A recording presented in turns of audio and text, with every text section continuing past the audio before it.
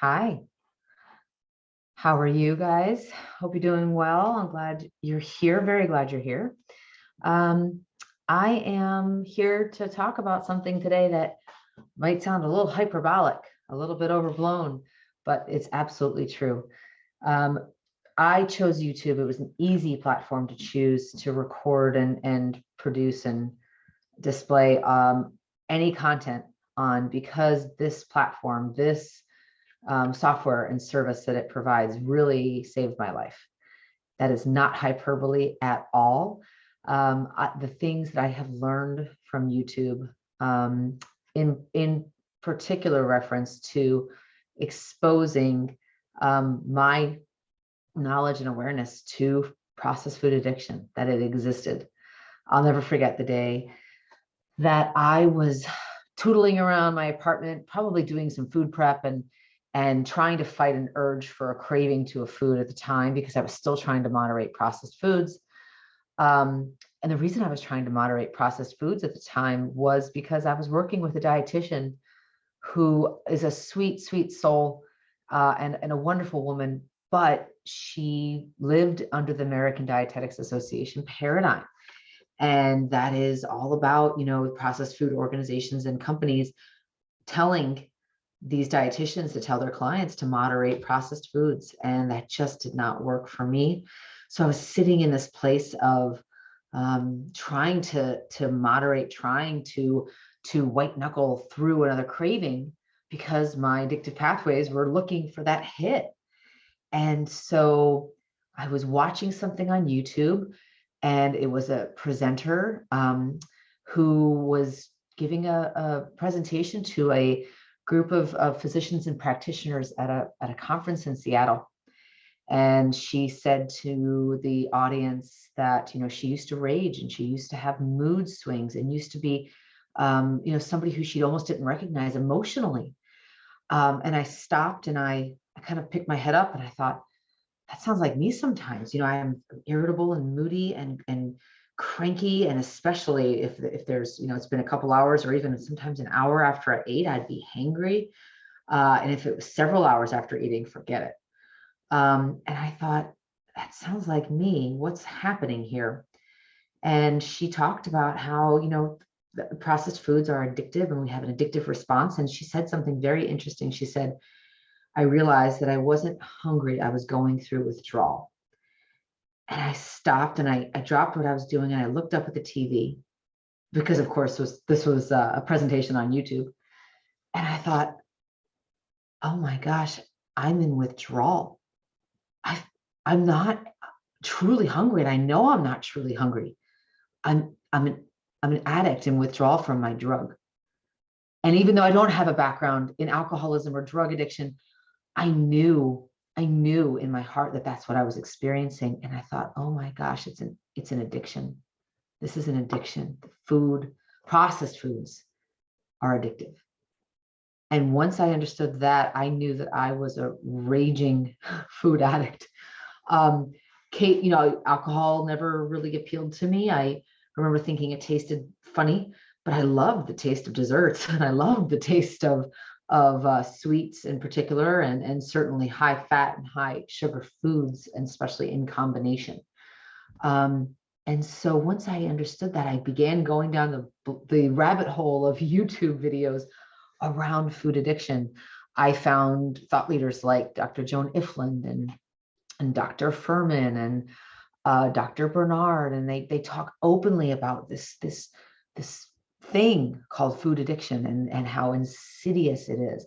And what really blew the lid off for me was Dr. Joan Ifland's work around the processed food addiction business model and how we transferred that business model from big tobacco to big food. And it blew the lid off for me on how addicted I was, how it was intentional by these organizations and companies to do this and to addict us, and how we are marketed to every day and in so many ways. So not only are we cued and we're intentionally marketed to, but YouTube really, through my research and through my viewing, and through the folks that I was able to learn from, who were applying principles of processed food addiction recovery in their own lives and had been for years, whatever their food plan, whether they were an omnivore or a whole food plant-based vegan, excuse me, or anyone in between. These folks were removing processed foods from their lives, and they were having amazing breakthroughs in their intellect and in their emotional sobriety and in their ability to focus and stay calm in all situations, and their clarity of thought, much like the promises that were written in the big book of Alcoholics Anonymous, right? These processed food addicts were having those same promises come to fruition in their lives. And that was all taught to me from the amazing resources, teachers, and thought leaders that I found on YouTube. Even, some chefs that I found on YouTube, just amazing, amazing people. I could name a list of probably 100 names long. And I certainly owe them an immense debt of gratitude, because as I journeyed to my ideal food plan, which is the food plan that is right for me at this stage of my life, given my activity level and other requirements in life. I'm not here to promote any particular food plan. But I believe that, as I found my way to this plan that I use now, I was able to learn what I needed to learn from these thought leaders and these processed food addiction recovery proponents. And now I'm here joining their ranks. And I'm so excited. I hope I don't sound overblown in saying that YouTube saved my life, because I was a severe processed food addict.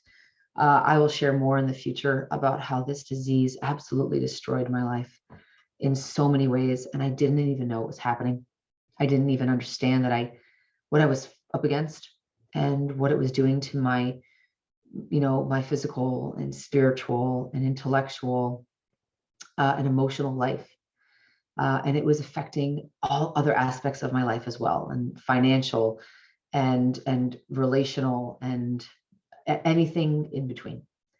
So I chose YouTube for a very specific reason. Maybe in a way I'm trying to give back to YouTube what YouTube has given to me in spades.